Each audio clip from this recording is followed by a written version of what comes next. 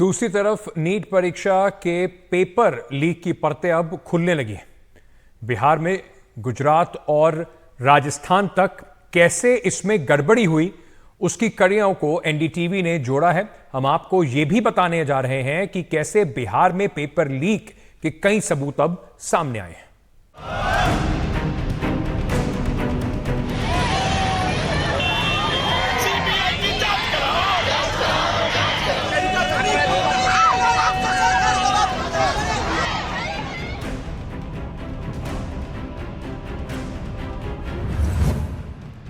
NTA ने भी मान लिया है कि नीट यूजी के इम्तिहान में अनुचित साधनों का इस्तेमाल हुआ है।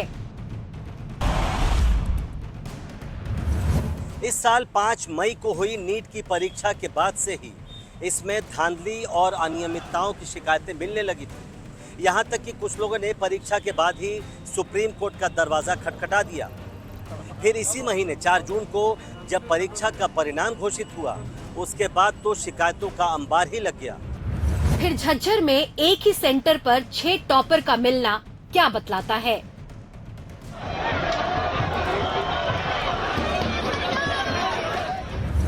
बिहार में मास्टरमाइंड अमित आनंद ने कबूल किया है कि पर्चा लीक हुआ और 30 से 32 लाख रुपए में एक उम्मीदवार को बेचा गया। भले ही ईओडब्ल्यू नीट परीक्षा में प्रश्न पत्र लीक मामले की जांच करीब 45 दिनों से अधिक से कर रही है, लेकिन उसकी हालत 9 दिन चले ढाई कोस के समान है, क्योंकि इसका कहना है कि जो एनटीए से उसने जानकारियां मांगी थी, वो जानकारियां देने में एनटीए ने कभी कोई रुचि नहीं दिखाई।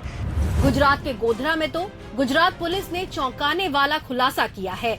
परीक्षा केंद्रों पर आंसर शीट भरवाने में शिक्षकों ने पैसा लिया। 5 की गिरफ्तारी भी हुई। गुजरात के अंदर नीट की एग्जाम 5 मई को हुई थी। 5 मई को 86,424 स्टूडेंट ने एग्जाम दिया था। पेपर लीक के मामले में 2 लोग बड़ौदा से गिरफ्तार हुआ है और 3 लोग गोधरा से हुए हैं और कुल मिलाकर 5 लोग गिरफ्तार हुए हैं। राजस्थान के सवाई माधोपुर के एक सेंटर पर हिंदी माध्यम के उम्मीदवारों को अंग्रेजी और अंग्रेजी वालों को हिंदी में पेपर बांट दिया। बाद में पता चला कि धांधली का कनेक्शन राजस्थान से भी जुड़ा है। नीट परीक्षा मामले में गड़बड़ियों की जांच कर रही बिहार पुलिस को अब राजस्थान से महत्वपूर्ण सुराग मिले हैं। राजस्थान के ही रहने वाले हुक्माराम की तलाश अब बिहार पुलिस कर रही है। एम्स जोधपुर के छात्र हुक्माराम पर यह आरोप है कि उसने मुजफ्फरपुर में किसी और कैंडिडेट के बदले डमी कैंडिडेट बनकर परीक्षा दी थी। इससे पहले भरतपुर में भी डमी कैंडिडेट और उसके साथ साथ 5 सहयोगियों को राजस्थान पुलिस ने गिरफ्तार किया था, क्योंकि राजस्थान उन राज्यों में शुमार है जहां से नीट परीक्षार्थी सबसे अधिक संख्या में आते हैं। राजस्थान में 1,78,000 विद्यार्थियों ने नीट परीक्षा के लिए पंजीकरण किया था और इसमें 1,20,000 से अधिक अभ्यर्थियों का सिलेक्शन हुआ था नीट परीक्षा के बाद। जाहिर है ये संख्या बहुत बड़ी है। सिर्फ इतना ही नहीं, जिन 67 छात्रों को 720 में से 720 अंक मिले थे, उसमें राजस्थान से 11 छात्र शामिल थे। और इन सारे सवालों के बीच सारे मामलों को सुप्रीम कोर्ट स्वयं देखेगा। नीट यूजी को लेकर सुप्रीम कोर्ट में याचिका भी बढ़ती जा रही हैं और सुप्रीम कोर्ट का दखल भी बढ़ता जा रहा है, लेकिन इसकी शुरुआत नीट का जो रिजल्ट है उसके आने से पहले ही हो गई थी। 17 मई को पहली याचिका पर सुनवाई हुई थी, लेकिन सीजीआई डीवाई चंद्रचूड़ की बेंच ने नीट के रिजल्ट पर रोक लगाने से इनकार कर दिया था। केंद्र और एनटीए को नोटिस जारी किया था और 8 जुलाई को इसकी सुनवाई तय की थी, लेकिन रिजल्ट आने के बाद और उससे पहले भी और याचिकाएं दाखिल हुई। 11 जून को सुप्रीम कोर्ट ने नई याचिका पर नोटिस जारी किया, लेकिन काउंसलिंग पर रोक लगाने से इनकार कर दिया। सुप्रीम कोर्ट ने अपनी टिप्पणी में ये भी कहा कि चूंकि परीक्षा की पवित्रता जो है वो प्रभावित हुई है, इसलिए एनटीए को कुछ सवालों के जवाब देने होंगे। अब हम आपको पटना ले चलते हैं, जहां पेपर लीक के सबूतों पर महाभारत छिड़ी है। पटना पुलिस की एफआईआर में दर्ज और गिरफ्तार 4 अभ्यर्थियों की मार्कशीट को आप देखिए। पहला नाम गिरफ्तार अभ्यर्थी आयुष राज का है, जिसका सेंटर डीएवी बोर्ड कॉलोनी में था। आयुष को कुल 300 अंक आए, जिनमें बायोलॉजी में 87.8% मिला, लेकिन फिजिक्स में मात्र 15.52 और केमिस्ट्री में 15.36% आया। यानी आयुष को या तो बायोलॉजी का ही पेपर मिला या बाकी दो विषयों का रट्टा वो नहीं लगा पाया।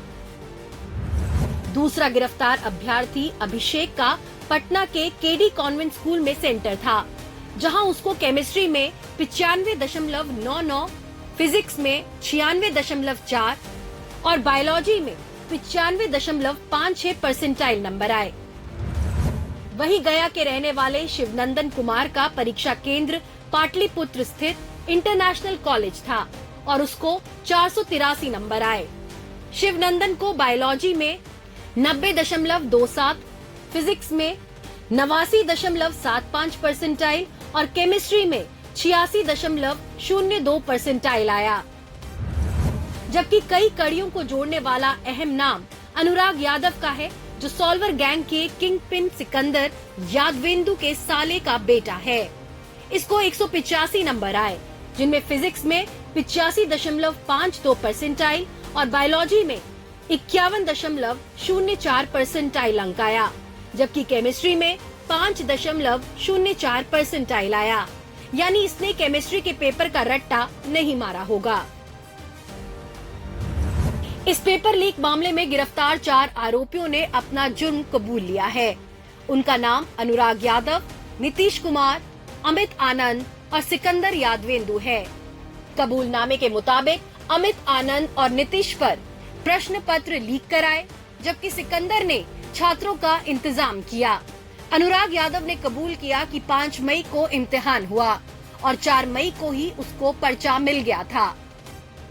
ये डिटेल है उनका। नीट प्रश्न पत्र लीक मामले में अब तक 13 लोग गिरफ्तार किए गए हैं। अब इसमें राजनीति की भी एंट्री हो गई है। बीजेपी नेता और बिहार के उप मुख्यमंत्री विजय सिन्हा का आरोप है कि आरजेडी नेता तेजस्वी यादव के पीएस प्रीतम ने आरोपी सिकंदर के लिए कमरा बुक कराया। प्रीतम कुमार यहीं पर पीएस थे जब ये मंत्री विभाग के थे तेजस्वी यादव जी और इसीलिए वो मंत्री शब्द का वहां उपयोग करवा लिए। दोनों का पत्र है, दोनों ने लिख के दिया है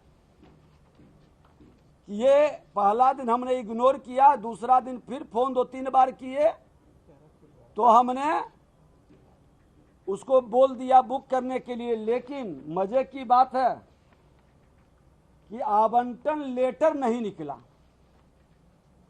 और लोग वहां पर रुक रहे थे। इसके जवाब में आरजेडी ने ट्वीट किया कि नीट परीक्षा में बीजेपी और जेडीयू कनेक्शन उजागर।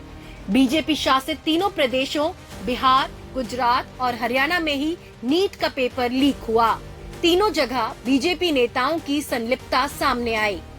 केंद्रीय शिक्षा मंत्री निरंतर कह रहे हैं कि कहीं कोई पेपर लीक नहीं हुआ है, जबकि विपक्ष और लाखों परीक्षार्थी लगातार कह रहे हैं कि पेपर लीक हुआ है।